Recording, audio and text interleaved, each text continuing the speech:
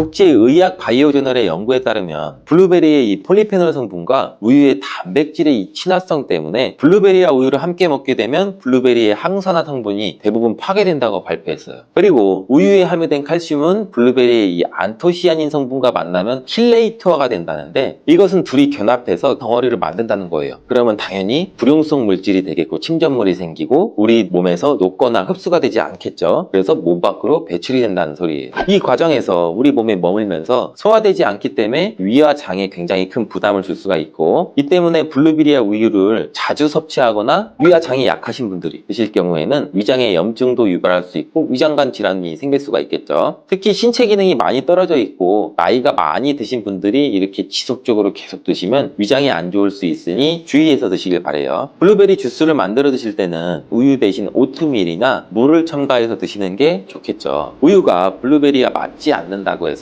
요거트도 맞지 않는다는 것은 아니에요. 요거트는 발효 과정을 거쳐 단백질이 쉽게 분해되기 때문에 항산화 성분의 흡수율을 오히려 높여줘요. 요거트에 냉동 블루베리를 얹어서 먹는 것은 좋은 블루베리를 먹는 방법이 되겠습니다. 블루베리를 드실 때 주의하셔야 할 분들도 있어요. 블루베리에는 살리실산이라는 성분이 있는데 이것 때문에 알레르기 반응을 일으키시는 분들이 간혹 있거든요.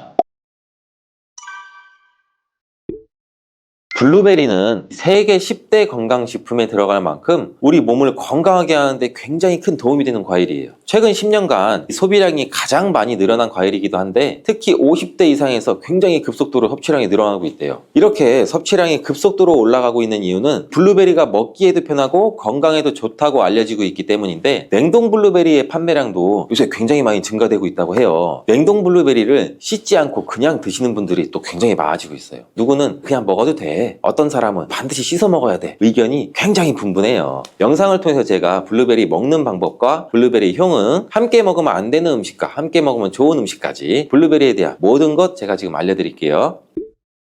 먼저 냉동 블루베리를 씻어야 되느냐 그냥 먹어도 되느냐, 제가 정리해 드릴게요. 결론부터 말하자면 씻어서 드시는 것이 안전하다입니다. 먼저 냉동 블루베리를 구입하셨다면 식품의 유형을 한번 확인하시기 바래요. 식품 유형에 과체 가공품이라고 적혀 있다면 씻어서 냉동한 블루베리이기 때문에 그냥 드셔도 되시긴 해요. 근데 식품 유형에 농산물이라고 표기가 되어 있다면 이것은 씻지 않고 냉동되어 유통된 블루베리이기 때문에 반드시 씻어서 드시는 게 좋아요. 근데 간혹 식품 유형이 표기가 되어 있지 않은 제품들도 있는데 이런 제품은 당연히 씻어 드시는 게 좋겠죠. 2022년 한국소비자연맹에서 현재 시중에 판매되고 있는 냉동과일, 블루베리, 망고, 딸기 등등 제품을 선정해서 안전성 평가를 했는데, 과체 가공품 같은 세척과일 제품에서 미생물, 잔류농약, 곰팡이, 독소 등의 검사에서 규격 기준에는 적합하긴 했지만 이 미생물과 잔류농약이 검출된 제품들도 있었어요. 이 자료를 바탕으로 한다면 이 냉동 블루베리 제품도 이미 씻어서 유통이 되고 있다고 할지라도 한 번 정도는 씻어 드시는 게 좋겠어요. 블루베리 씻는 방법은 흐르는 물에 약 30초 정도만 씻어주면 되는데, 깨끗이 빡빡 씻는다고 블루베리를 물에 오래 담가두거나 흐르는 물에서도 오래 씻으면 안 돼요. 블루베리에 함유된 안토시아닌 성분은 수용성이기 때문에 영양소가 다 빠져나가 버릴 수 있어요. 잔류 농약 또한 수용성이기 때문에 흐르는 물에 약 30초 정도만 씻어도 충분하니 걱정 말고 드셔도 괜찮습니다. 블루베리는 특별히 생과일보다 냉동 블루베리가 이 안토시아닌 함량이 높다고 해요. 이 시드니의 뉴사우스 웨일즈 대학의 연구진이 블루베리를 건조, 냉장, 냉동했을 때 핵심 영양소가 어떻게 변화되는지 실험을 했는데, 안토시아닌의 함량이 블루베리 1g당 생과일일 때는 7.2mg, 냉장 보관했다가 2주가 지났을 때는 5.7mg로 줄었고 건조했을 때는 4.3mg로 더욱 줄었대요. 근데 냉동 한 달 후에는 8.1mg으로 오히려 생과일 때보다 늘어났고, 냉동 3달이 지나자 7.9mg로 소폭 줄었지만 역시 생과일 때보다 많은 함량이 확인되었다고 해요. 실험 결과로만 보면 블루베리는 냉동으로 드시는 것이 가장 많은 영양분을 섭취할 수 있다는 말이 되겠네요. 추가로 눈 건강이나 심혈관 질환, 당뇨 등에 도움이 많이 되는 시중에 이 안토시아닌 함량이 개런티된 영양제도 많이 나와 있으니 꼭 블루베리나 빌베리와 같은 영양제를 드시려면 건강기능 식품으로 제조된 안토시아닌이 최소 50mg 개런티된 제품을 드시는 게 굉장히 좋겠죠. 그렇다면 그렇다면 다른 채소나 과일은 냉동했을 때 핵심 영양소의 함량이 어떻게 될까요? 이 영양소에 따라 보존력이 강한 것도 있고 약한 것도 있는데, 딸기의 한 종류인 이 라즈베리는 폴리페놀 성분이 핵심 영양소예요. 생과일일 때보다 냉동일 때가 킬로그램당 폴리페놀 함량이 약 100mg 정도 상승하는 것으로 나타났고, 당근의 경우에는 핵심 영양소가 이 베타카로틴이라는 거 많이들 알고 계시잖아요. 냉동 보관했을 때 3개월이 지나면 베타카로틴의 함량이 현저히 떨어져요. 이렇듯 냉동 채소, 냉동 과일은 핵심 영양 성분에 따라서 함량이 높아질 수도 있고 낮아질 수도 있어요.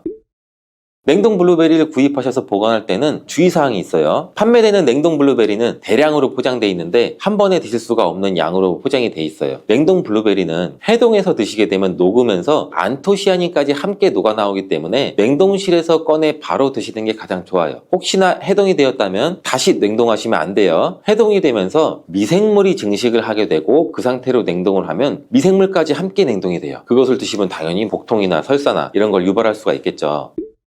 블루베리의 핵심 영양소인 안토시아닌은 폴리페놀의 일종으로 식물에 굉장히 많이 함유된 청자색을 띠는 성분이에요. 블루베리의 색깔이 짙은 보라색을 띠는 것은 바로 이 안토시아닌 성분 때문에 그런데, 안토시아닌의 과일변 함량에서는 빌베리 블루베리가 가장 높은 함량을 가지고 있는 것으로 알려져 있는데, 안토시아닌 함량이 높고 좋은 빌베리일수록 우리가 먹었을 때 입안에 보랏빛으로 착색이 심하게 되는 경우가 많아요. 인공색소가 아니기 때문에 전혀 걱정 안 하셔도 되고, 10분 정도 지나면 자연히 없어지니 시중에 빌베리, 블루베리가 포함된 건강기능 식품을 드셨을 때 오히려 착색이 되더라도 전혀 걱정하지 않으셔도 돼요. 안토시아닌의 가장 큰 효능은 눈을 건강하게 한다는 것. 이 안토시아닌은 로놉신의 제합성을 촉진시켜서 이 시력을 보호하고 백내장이나 안구건조 등 망막염 등 눈질환을 예방하기도 해요. 눈의 피로와 노화를 방지해서 초기 근시도 예방하는 것으로 알려져 있는데, 강력한 항산화 물질인 이 안토시아닌은 우리 몸의 활성산소를 제거해서 세포의 노화를 방지해주는데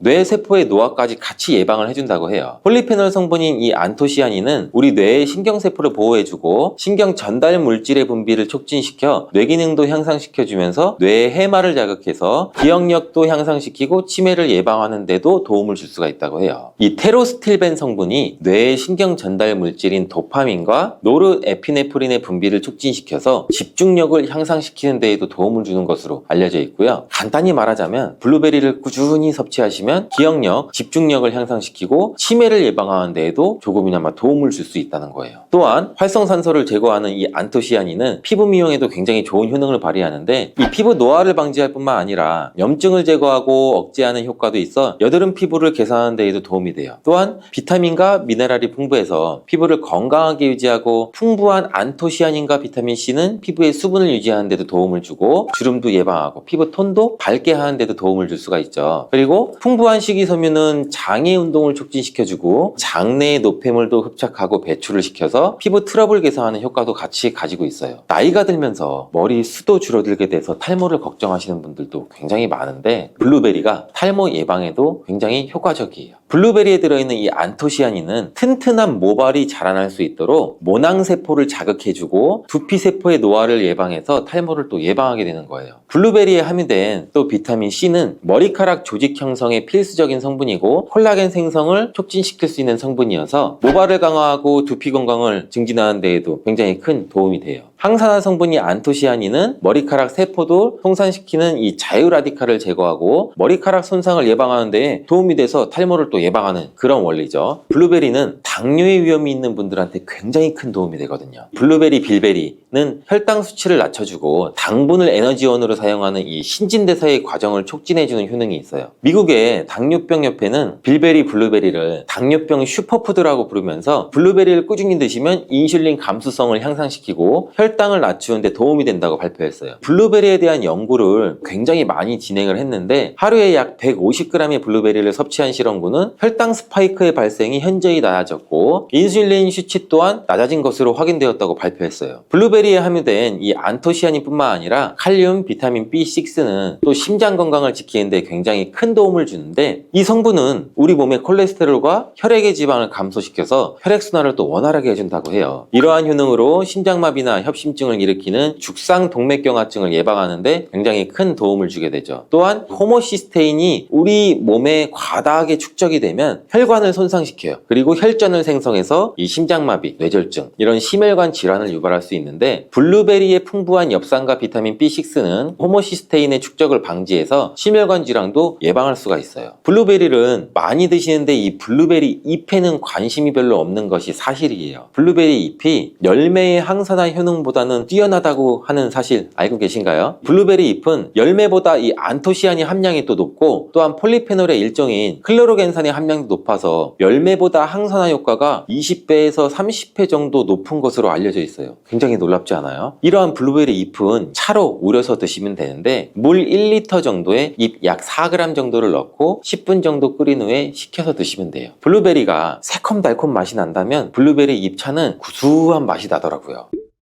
이렇게 좋은 블루베리도 함께 먹으면 안 되는 음식이 있는데 바로 우유예요. 깜짝 놀라지 않으셨나요? 보통 냉동 블루베리를 우유와 함께 믹서기에 갈아서 주스로도 쉐이크로도 많이 드시는데, 이렇게 되면 블루베리의 영양소가 파괴가 돼요. 국제의학 바이오저널의 연구에 따르면 블루베리의 이 폴리페놀 성분과 우유의 단백질의 이 친화성 때문에 블루베리와 우유를 함께 먹게 되면 블루베리의 항산화 성분이 대부분 파괴된다고 발표했어요. 그리고 우유에 함유된 칼슘은 블루베리의 이 안토시아닌 성분과 만나면 킬레이터가 된다는데, 이것은 둘이 결합해서 덩어리를 만든다는 거예요. 그러면 당연히 불용성 물질이 되겠고 침전물이 생기고 우리 몸에서 녹거나 흡수가 되지 않겠죠. 그래서 몸 밖으로 배출이 된다는 소리예요. 이 과정에서 우리 몸에 머물면서 소화되지 않기 때문에 위와 장에 굉장히 큰 부담을 줄 수가 있고, 이 때문에 블루베리와 우유를 자주 섭취하거나 위와 장이 약하신 분들이 드실 경우에는 위장에 염증도 유발할 수 있고 위장관 질환이 생길 수가 있겠죠. 특히 신체 기능이 많이 떨어져 있고 나이가 많이 드신 분들이 이렇게 지속적으로 계속 드시면 위장에 안 좋을 수 있으니 주의해서 드시길 바래요. 블루베리 주스를 만들어 드실 때는 우유 대신 오트밀이나 물을 첨가해서 드시는 게 좋겠죠. 우유가 블루베리와 맞지 않는다고 해서 요거트도 맞지 않는다는 것은 아니에요. 요거트는 발효 과정을 거쳐 단백질이 쉽게 분해되기 때문에 항산화 성분의 흡수율을 오히려 높여줘요. 요거트에 냉동 블루베리를 얹어서 먹는 것은 좋은 블루베리를 먹는 방법이 되겠습니다. 블루베리를 드실 때 주의하셔야 할 분들도 있어요. 블루베리에는 살리실산이라는 성분이 있는데 이것 때문에 알레르기 반응을 일으키는 분들이 간혹 있거든요. 블루베리를 드시면 입술이 붓거나 간지럽거나 복통과 설사의 증상이 나타난다면 즉시 블루베리 섭취를 중단하셔야 돼요. 그리고 블루베리에는 혈액을 묽게 만드는 비타민 K가 풍부하게 함유되어 있는데, 심장질환이가 뇌혈관 질환으로 이미 아스피린과 같은 혈전 용해제를 복용하시고 계신 분들이 블루베리를 과다하게 섭취하게 되면 문제가 발생할 수 있으니 적당히 드시길 바래요. 또한 사람에 따라서 블루베리가 일시적으로 혈당을 낮추는 효과도 가지고 있기 때문에 당뇨가 있는 분들이 블루베리를 과하게 섭취할 경우에는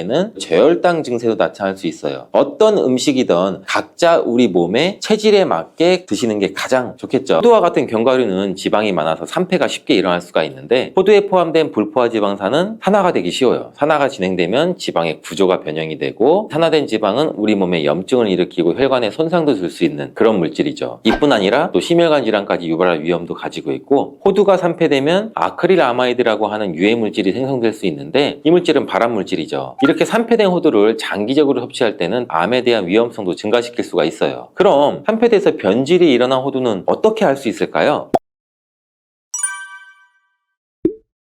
고소한 호두 좋아하시는 분들 굉장히 많으시죠. 호두는 그 자체로도 훌륭한 간식이지만 저는 달달하게 졸여진 호두강정이나 제과점에서 파는 호두과일을 커피랑 먹는 것을 좋아하는데, 이렇게 맛도 좋고 건강에 이롭다고 잘 알려진 호두 그냥 막연하게 몸에 좋다고만 알고 있지 않으세요? 호두는 견과류의 일종으로 기원전 7000년 전 고대 인류가 친숙하게 섭취해온 식품이라고 해요. 인류가 이렇게 오래전부터 호두를 섭취해왔다니 아주 옛날부터 인류에게 많은 영양소를 적용해준 식품이에요. 호두에는 단백질이나 비타민이나 미네랄 등 여러 가지 영양소가 풍부하게 들어있는데, 이렇게 풍부한 영양소가 함유된 호두가 주는 우리 몸에 이로운 점 바로 알려드릴게요.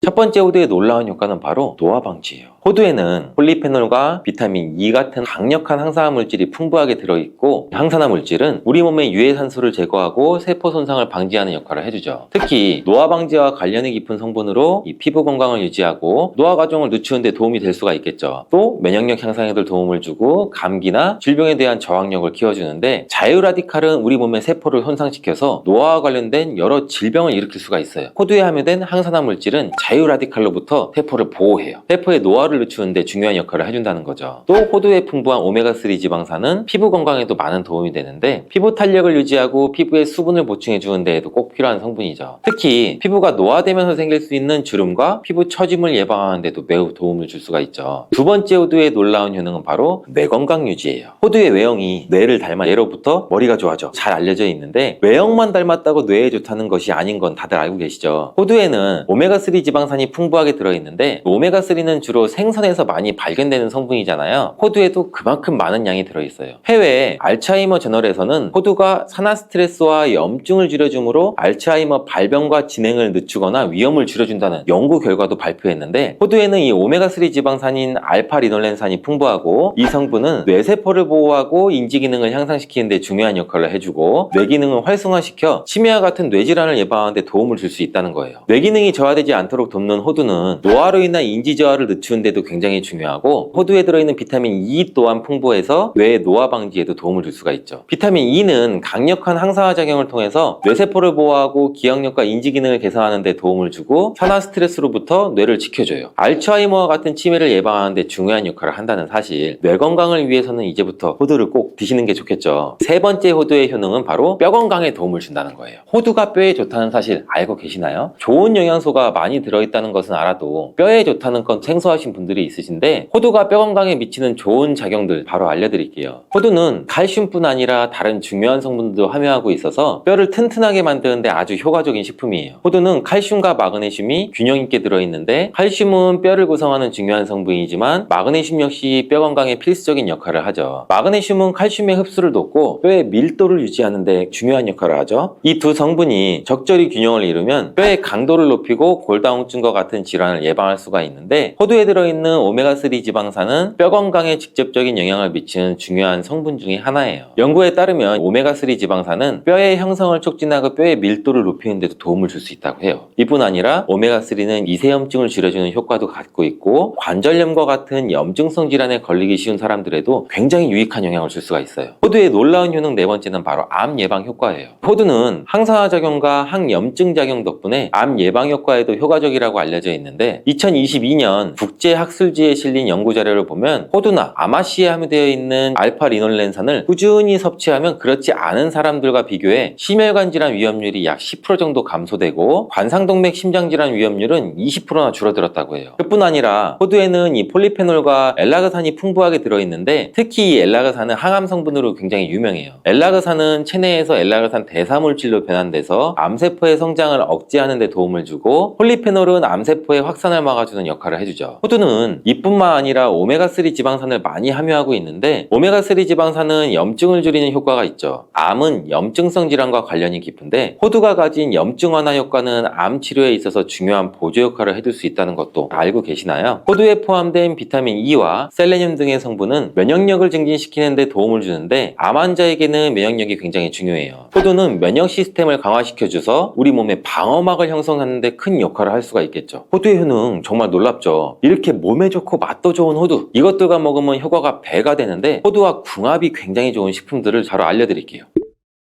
첫 번째는 요거트예요. 요즘 들어 그릭 요거트나 프로바이오틱스 같은 단어들 접해보셨잖아요. 요거트에는 단백질, 칼슘, 프로바이오틱스 등의 영양소가 풍부하게 함유되어 있는데, 호두에는 건강한 지방, 단백질, 식이섬유, 비타민, 미네랄 등등이 풍부하죠. 두 가지를 함께 섭취하면 영양소 조합을 통해서 다양한 영양소를 한 번에 섭취할 수 있어요. 요거트에 함유된 프로바이오틱스는 우리 장내 유익한 세균을 증식시키고 장 건강을 촉진하는 데도 도움을 줄 수가 있겠죠. 또 호두의 지방은 프로바이오틱스의 효능을 더욱 향상시켜 유지시켜 장 건강에 도움을 주고 오메가3 지방산과 같은 건강한 지방산을 요거트와 함께 섭취하면 호두의 지방이 소화와 흡수를 도와서 영양소의 흡수를 향상시킬 수 있다는 것도 꼭 잊지 말아주세요. 그리고 영양분뿐만 아니라 호두의 고소와 크리미한 식감과 요거트의 부드럽고 상큼한 맛은 잘 어울려요. 함께 섭취하시면 맛과 식감의 조화를 즐길 수가 있죠. 그러니 이제부터 요거트를 드실 때 호두와 함께 드시는 것도 추천드릴게요. 두 번째 호두와 환상의 궁합의 음식은 바로 바나나예요. 바나나는 호두와 함께 섭취하면 영양소의 균형을 맞출 수 있다는 사실 알고 계신가요? 바나나는 탄수화물과 천연당과 풍부한 식이섬유를 함유하고 있다고 잘 알려져 있는데 뿐만 아니라 바나나의 당은 호두 대비 신체에 더 빠르게 에너지를 공급해 준다고 해요. 호두에는 건강한 지방과 단백질이 풍부하게 함유가 되어 있다는 거 이제 잘 알고 계시잖아요. 이 성분들은 신체의 에너지를 지속적으로 유지하는 데 도움을 줘요. 그래서 바나나와 호두 이 두 가지를 함께 섭취하면 서로 보완적인 영양소를 한 번에 섭취할 수 있고 영양소의 흡수 또한 더 쉽고 오랫동안 지속이 되도록 도와준다는 거죠. 영양뿐 아니라 호두의 식감과 바나나의 부드럽고 달콤한 맛은 잘 어우러지는데 함께 갈아서 스무디로 한번 섭취해보세요. 달달한 바나나의 맛과 호두의 고소한 향이 의외로 조화로워서 맛과 식감, 영양소까지 한 번에 즐길 수가 있어요. 이렇게 고소하고 맛도 좋고 몸에도 정말 좋은 호두, 그렇다고 해서 너무 과하게 섭취해도 안 좋다는 사실. 호두는 건강에 매우 좋은 식품이지만 모든 식품들이 그러하듯이 호두도 적정량을 섭취해야 되는데 과연 하루에 얼마나 먹어야 되는지, 몸에 좋은 호두를 잘못된 방법으로 섭취하면 몸에 치명적인 독이 될 수 있다는 사실. 호두 섭취 시 주의할 점을 제가 바로 알려드릴게요.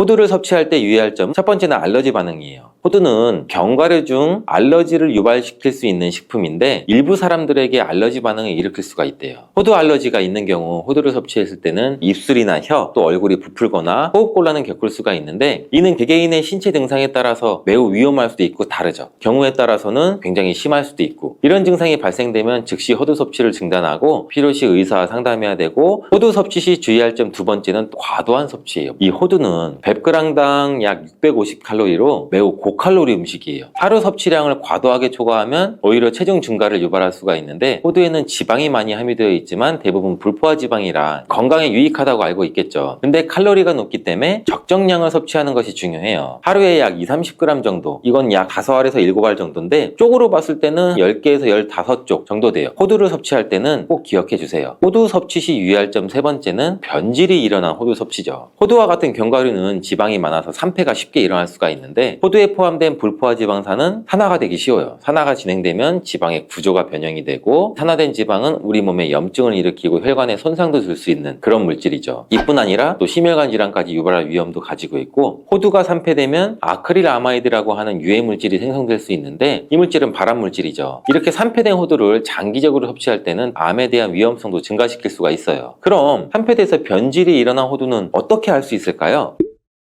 이러한 호두를 구분하는 방법은 먼저 색상을 보는 거예요. 신선한 호두는 갈색이나 황금빛을 띠는데 산패된 호두는 색이 어둡게 변하고 부패한 느낌이 들어요. 또 산패된 호두는 비린내나 신내가 날 수 있고 신선한 호두는 자연스러운 고소한 향이 나요. 또한 맛도 다른데 신선한 호두는 말 그대로 고소한 맛인 반면 산패된 호두는 씁쓸하거나 오래된 기름향이 나죠. 썩은 것 같이 불쾌한 맛이 날 수가 있겠죠. 신선한 호두를 골랐다면 산패되지 않게 보관 반복도 중요한데 호두는 잘못 보관하면 쉽게 산패되기 때문에 주의가 필요해요. 호두는 원래의 껍질을 유지하는 것이 좋은데 껍질을 벗기지 않고 보관하면 외부에서의 영향이 미치는 걸 줄일 수가 있어 오랫동안 신선하게 유지가 되는데 하지만 호두를 먹을 때마다 까야 되는 이 번거로움이 있잖아요. 이미 까진 호두를 많이 구입하시잖아요. 이런 호두는 공기와 빛에 노출되면 산패가 촉진되기 때문에 공기와의 접촉을 최소화해서 밀봉할 수 있는 용기에 담아 보관하거나 진공이나 밀봉팩을 사용하는 것이 좋아요. 호두는 온도와 습도에 민감해서 서늘한 냉장고에 보관하는 것이 가장 좋고 이미 껍질을 벗긴 호두는 쉽게 산패할 수 있으니 냉장 보관 필수적이라는 거 잊지 마세요. 보통 여성의 경우에 폐경이 오면서 이제 골밀도가 떨어지고 골다공증이 오게 되는 경우들이 많죠. 이 골다공증을 예방하기 위해서 보통 뭘 드실까요? 그렇죠. 칼슘제를 섭취하게 되고 또 필요한 경우에는 병원에 가서 처방약을 받아서 복용을 하게 되는데요. 깻잎에는 이 칼슘이 굉장히 많이 들어 있습니다.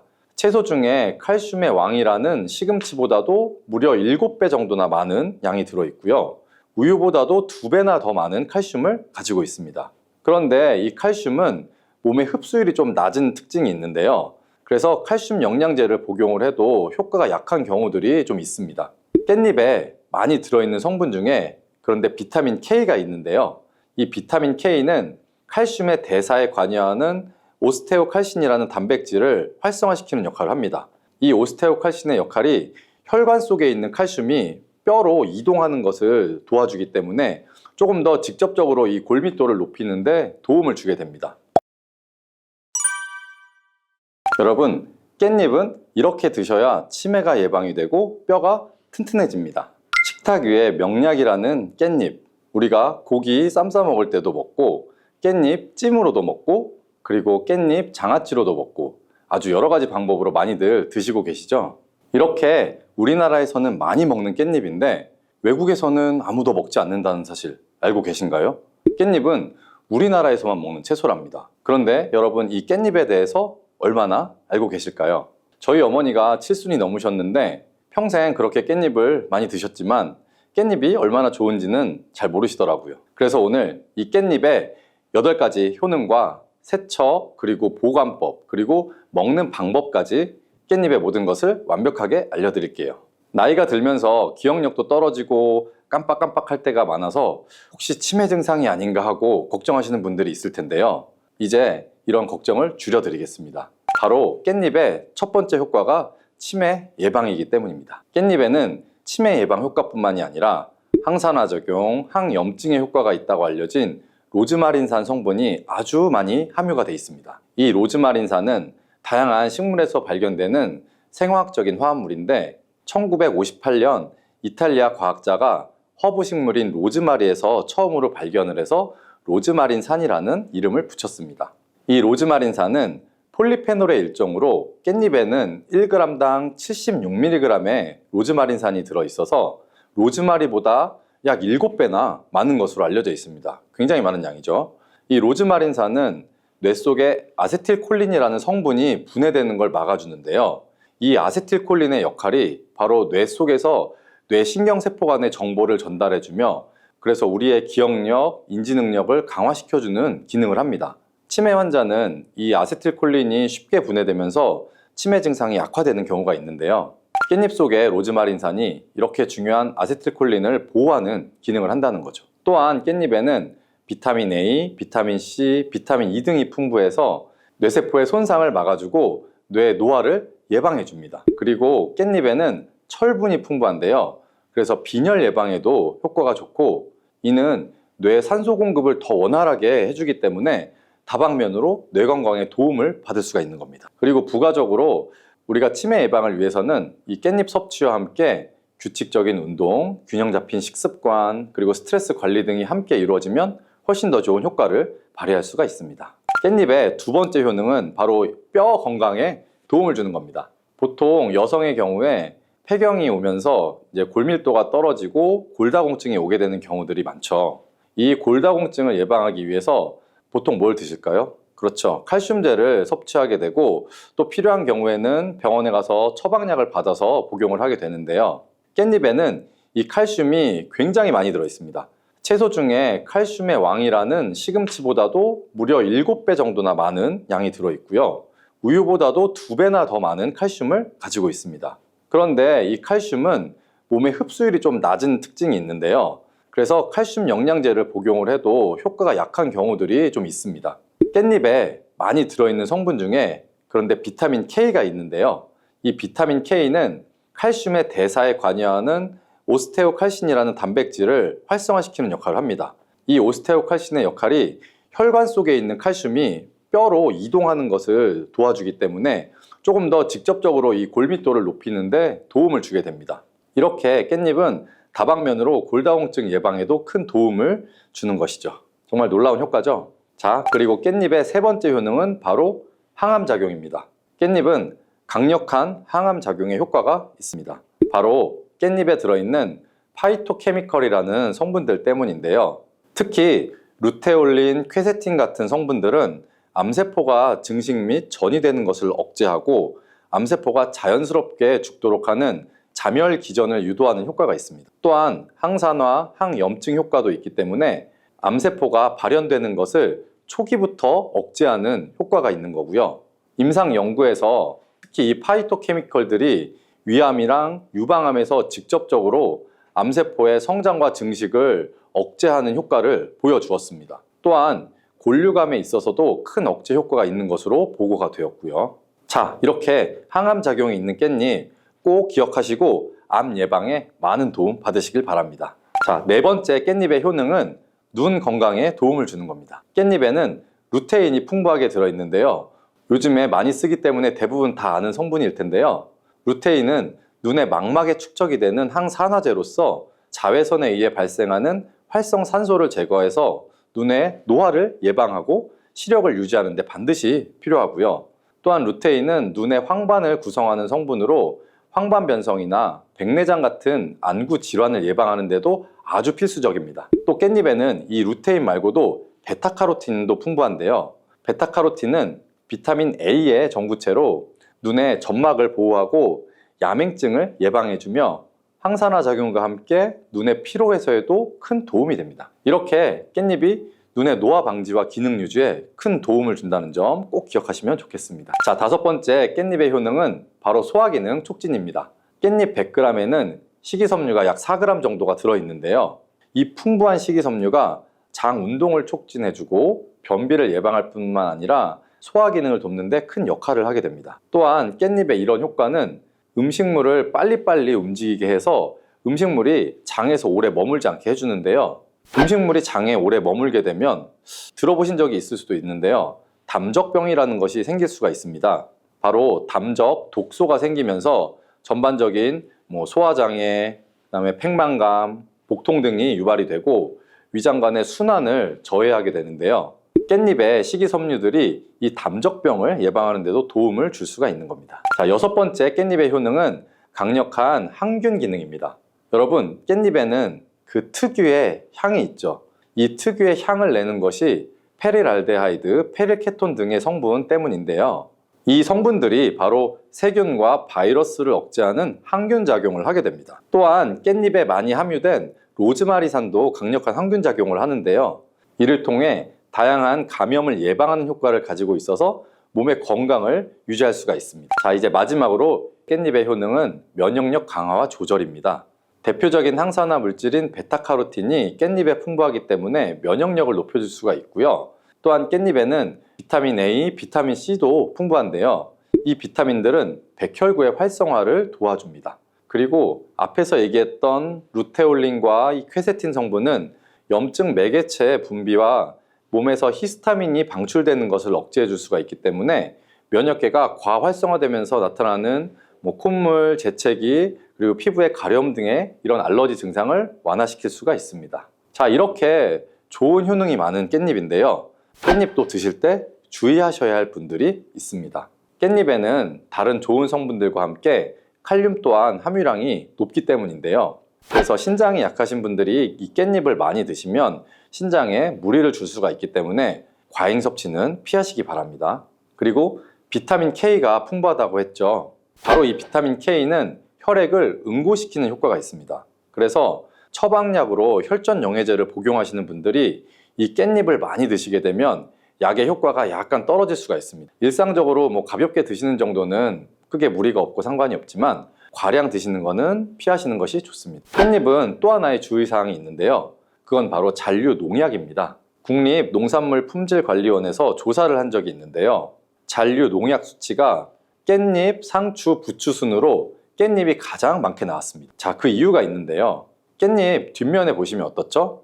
까칠까칠한 잔털 같은 것들이 많이 있죠. 이 잔털 때문에 농약뿐만이 아니라 다른 이물질, 벌레 알 이런 것들이 잘 달라붙어 있습니다. 그래서 깻잎은 세척이 아주 중요한데요. 자, 세척하는 방법도 알려드릴게요. 깻잎은 흐르는 물에만 그냥 씻으면 절대 안 되고요. 깻잎의 상한 부분이나 검게 변한 꼭지 부분은 반드시 잘라주시고 물에 푹 담가주시는 게 좋습니다. 그리고 여기에 식초를 조금 넣고요. 한 5분 정도 기다려주세요. 그리고 그 후에 깻잎을 한 장씩 떼어내서 흐르는 물에다가 앞뒷면을 잘 씻어주시면 됩니다. 세척이 어렵진 않습니다. 그렇죠? 깻잎은 또한 금방 검게 변하게 돼서 보관하기가 약간 어려운 채소 중에 하나인데요. 그 보관법도 바로 알려드릴게요. 깻잎은 낮은 온도에 약하고 보관할 때 수분이 없으면 금방 시들어 버립니다. 그래서 우리가 이걸 오래 보관할 수 있는 방법은 일단 깨끗이 씻은 깻잎의 물기를 너무 탈탈 털지 마시고요. 혹시 탈탈 터셨으면 지퍼백 안에다가 물을 약간만 넣어주시면 됩니다. 그렇게 해서 깻잎의 꼭지를 아래로 향하게끔 밑으로 넣어주시고요. 그러면 아래쪽에 고인물에 이 깻잎의 꼭지가 살짝 잠기기 때문에 물을 흡수하게 돼서 금방 시들지 않을 수가 있습니다. 그리고 냉장고에 문짝에 세워서 보관을 해주시면 되는데 냉장고의 안쪽은 온도가 상대적으로 낮기 때문에 안쪽보다는 바깥쪽 문에 보관하시는 것이 깻잎을 조금 더 오래 보관하실 수가 있습니다. 자, 그리고 깻잎은 먹는 방법이 중요한데요. 깻잎을 생으로 먹을 때도 좋지만 찜으로 먹을 때 영양소 흡수를 더 많이 할 수가 있습니다. 자, 간단하면서도 맛도 좋고 영양도 좋은 깻잎찜 만드는 방법을 바로 알려드릴게요. 우선 잘 씻은 이제 깻잎을 준비하시고요. 그리고 양념장을 만들어야 됩니다. 양념장에는 고춧가루 1스푼, 또 간장 1스푼, 그리고 물을 한 5스푼 정도를 넣어주시는데요. 여기에 다시마 육수가 있으면 더 좋습니다. 그리고 설탕 1스푼, 매실청 1스푼, 그리고 들기름을 2스푼 정도 넣어주시고요. 양파 반 개 정도를 잘 다진 다음에 양념장에 넣어주시고 잘 섞어주세요. 들기름을 사용하게 되면 향도 좋을 뿐 아니라 들기름에는 항염증에 효과가 좋은 감마리놀렌산이 풍부하기 때문에 아토피나 피부 건조증이 있으신 분들은 도움을 받으실 수가 있고요. 그리고 깻잎과 들기름을 같이 조리하면 깻잎의 풍부한 항산화 성분인 베타카로틴의 흡수율을 올려주는 효과도 있습니다. 자, 오늘 알려드릴 이 깻잎찜은 불을 사용하지 않고 전자레인지를 이용할 건데요. 전자레인지 용기에다가 깻잎을 넣고 양념장을 잘 묻혀주시면 됩니다. 또 깻잎을 넣고 양념장을 묻혀주시고 이렇게 겹겹이 깻잎을 잘 넣어주신 다음에 랩으로 덮어주시고 숨 구멍을 몇 개 퐁퐁 뚫어주세요. 그리고 전자레인지에 놓고 한 2분 정도 돌려주시면 끝입니다. 어때요? 정말 간단하죠? 자, 두 번째 깻잎을 먹는 방법은 바로 깻잎 두부 계란전입니다. 아마 드셔보신 분도 있을 텐데요. 먼저 잘 씻은 깻잎을 채를 썰어 주시고요. 여기에다가 두부를 반모 정도 면포에 걸러서 물기를 짜주시면 됩니다. 그리고 계란을 2개 정도 넣어서 소금으로 해주셔서 간을 좀 해주시고요. 그리고 전체를 잘 섞은 다음에 반죽을 해서 이제 팬에다가 잘 부쳐주시면 되는데요. 이렇게 같이 먹는 이유가 있습니다. 그 첫 번째는 깻잎을 계란과 함께 먹으면 치매 예방 효과를 극대화시킬 수가 있기 때문이에요. 깻잎에 로즈마린산이 아세틸콜린이 분해되는 것을 막아준다고 했었죠, 앞에서. 계란 노른자 속에 풍부한 콜린이 바로 이 아세틸콜린의 양을 증가시켜서 인지 능력 저하나 기억력 개선을 도와줄 수가 있기 때문이에요. 그리고 두 번째로 두부에는 비타민 D의 함량이 아주 풍부하기 때문인데요. 두부 100g에는 우리가 하루에 섭취해야 되는 비타민 D의 양의 약 40배나 많은 비타민 D가 들어있다고 하네요. 그래서 깻잎에 풍부한 칼슘이 이 두부의 비타민 D와 만나서 흡수율이 극대화되는 것입니다. 이렇게 깻잎을 계란, 두부와 함께 복용하시면 치매 예방과 골다공증 예방에 아주 좋은 음식이 되는 겁니다. 간단하고 영양이 풍부한 깻잎 두부 계란전 꼭 한번 해 드셔보세요. 이 양배추, 사과, 당근 이 주스도 정말 많이 갈아 먹어요. 이 세 가지를 함께 갈아 드시면 정말 좋은 장수식품이 돼요. 당근은 혈액 생성을 촉진시키고 혈액순환을 원활하게 해서 눈 건강을 좋게 하는 효능이 있고, 사과는 피로를 회복시키고 기관지를 촉촉하게 해서 천식을 예방시키는 효과도 있잖아요, 배처럼. 또 세 가지 모두 식이섬유가 풍부해서 장 건강에 정말 좋은데 장 운동을 촉진하고 변을 묽게 해서 배변 활동에 도움을 주게 되죠. 이 세 가지를 함께 드시면 이런 효능들이 극대화돼서 정말 보약이나 다름없는 음식이 되죠. 그런데 생으로 드시라니까 혹시 농약이 걱정되시기도 하죠. 오늘 영상에서는 양배추가 농약 범벅이라는 소문이 있는데 정말 양배추가 농약 범벅인지 재배 과정을 한번 살펴보면서 알아볼게요. 양배추를 키울 때 농약을 많이 치는 거는 사실이에요. 여러분, 요즘 많이 드시는 양배추는 과연 어떻게 드시고 계신가요? 양배추가 건강에 좋다는 사실은 다들 알고 계시죠? 양배추는 특히 이 위 건강에 좋은 대표적인 채소로 알려져 있는데, 이 양배추를 이용한 위장약이 많이 만들어지는 만큼 위장에 좋은 영양소가 많이 함유되어 있어요. 양배추는 위장뿐 아니라 여러 가지 몸에 좋은 효능이 있는 풍부한 성분들이 함유가 되어 있는데, 근데 이런 양배추도 잘못 드시면 오히려 건강에 독이 될 수 있다는 사실 알고 계신가요? 먼저 양배추의 부작용과 양배추의 효능 세 가지, 그리고 양배추와 함께 먹으면 보약이 되는 음식과 먹는 방법까지 양배추에 대한 모든 것을 알려드릴게요. 이 양배추에는 칼륨, 칼슘, 비타민 C, 비타민 U, 식이섬유 정말 많은 성분을 함유하고 있죠. 근데 비타민 C는 들어봤는데 비타민 U? 이건 뭘까요? 사실 비타민 U는 비타민은 아니에요. 비타민 U는 그 S메틸메티오닌이라는 성분인데 궤양 치료에 효과가 좋다는 것이 알려지면서 비타민 U로 불러요. U는 그 궤양에 얼서 그 영어의 첫 글자 U를 가져와서 비타민 U라고 하는 것인데, 성분만 봐도 알 수 있듯이 양배추의 첫 번째 효능이 위장을 튼튼하게 한다는 거예요. 바로 위식도의 염증을 가라앉히는 데 효능이 있고, 위에 염증이 있어 빨갛게 헐어있는 분들이 있는데, 이런 분들은 공복에 명치 끝, 배 윗부분, 명치 있는 부분이 쓰리고 아픈 통증이 발생될 수 있죠. 이런 통증 원인이 염증 때문인데, 이 염증을 비타민 U, S메틸메티오닌이 완화시키는 데 도움을 주고, 비타민 U는 위점막에서 분비하는 호르몬인 이 프로스타글란딘의 생성을 촉진해서 위산으로부터 위벽을 보호해요. 또 위염과 위궤양도 억제해주는 작용을 같이 가지고 있고, 위암이 발생되는 것까지 예방하는 효능이 있죠. 또 비타민 U는 간의 해독작용에 중요한 역할을 하는 글루타치온의 생성을 촉진해서 활성산소를 제거해서 간세포의 손상도 예방할 수 있어요.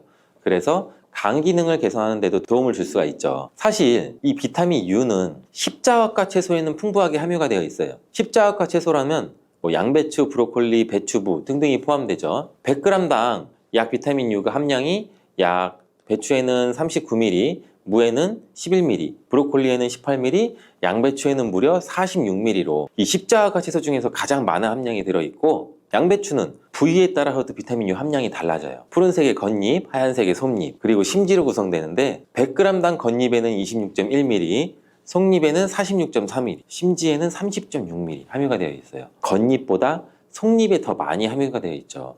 과일은 껍질을 꼭 함께 제가 드시라고 누누이 말씀드렸는데, 양배추는 반드시 겉잎을 드셔야 될 필요는 없겠죠. 양배추의 두 번째 효능은 항암작용을 한다는 거예요. 그리고 양배추에는 항암작용이 뛰어난 글루코시놀레이트라는 성분이 풍부한데, 이 성분은 그 미로시나아제라는 효소에 의해서 설포라판과 인돌3카비놀이라는 성분으로 전환이 돼요. 이 인돌3카비놀은 호르몬의 균형을 조절해주는 효능이 있는데, 특히 에스트로겐 대사에 영향을 미쳐서 호르몬 균형을 조절하는 데 중요한 역할을 해요. 그래서 여성 호르몬 관련 건강 문제에 도움을 줄 수가 있죠. 또한 유방암이나 자궁경부암 발생을 억제하는 기능도 하고, 미국 미시건 주립 연구팀에서 발표를 한 적이 있어요. 실제로 양배추를 일주일에 3회 이상 섭취한 여성들이 일주일에 1회만 섭취한 여성에 비해서 유방암 발생률이 약 72%나 낮은 것으로 보고했고, 또한 글루코시놀레이트는 백혈구와 면역 단백질인 사이코카인 조율 능력이 굉장히 뛰어나서 방광암이나 유방암, 간암 등의 강력한 항암 효과를 보이는 것으로 알려져 있어요. 양배추의 세 번째 효능은 정말 중요한 효능인데, 바로 몸에 진액을 보충해주는 효능이에요. 몸에 진액이 부족하면 아무리 좋은 약을 드셔도 효과를 못 봐요. 온몸 구석구석 질병에 걸릴 가능성이 높아져요. 이 몸의 진액이라고 하면 혈액이나 림프액, 조직액, 음식물 섭취 시 흡수되는 영양물질, 몸 안에 조직에서 분비되는 점액질, 호르몬, 우리 몸의 모든 생명을 유지하기 위해서 필요한 모든 체액이 바로 진액이에요. 몸 안에 수분 같은 것들은 전부 다 진액이라고 보시면 되는데, 이 진액이 몸에 부족하면 여러 증상이 나타나요. 손발도 차고, 저린 경우에 혈액순환이 잘 되지 않아 그런 증상이 나타나게 되고, 혈액순환이 문제가 바로고 혈액순환에 진액이 부족해서 그런 증상이 나타나는 경우도 굉장히 많고, 또 이 수분이 충분해야 손발 끝까지 혈액순환이 원활하게 될 수가 있는 건데, 기관지에 진액이 부족하게 되면 또 당연히 기관지도 건조해지고, 그렇게 되면 외부에서 먼지 같은 이물질이 들어오면 기관지는 다이렉트로 자극을 강하게 느껴 기침이 나고 칼칼하고 목소리도 잘 나지 않는 현상도 나오고, 위에 진액이 부족하면 위장의 조직들이 수축되는 현상으로 또 위축적 위형도 나타날 수가 있고, 심장의 진액이 부족하면 심장에 열이 오르고 심장박동도 빨라질 수 있고, 나이가 들면 또 관절이 점점 뻣뻣해지고 입도 바짝바짝 마르는 증상도 많이 나타나고 있고, 그리고 또 목, 어깨 등의 근육이 뭉쳐 통증이 나타나는 이유도 몸 안에 진액, 수분이 부족하기 때문이고, 굉장히 다양해요. 진액이 부족해서 나타나는 현상들은. 근데 수분이 부족하면 우리는 물을 마시면 해결되지 않을까? 물론 물을 마시면 몸에 대부분 수분이 보충되긴 하지만 대부분 소변이 빠져나가게 되죠. 소변으로. 마신 물이 몸속 구석구석 스며들게 돼서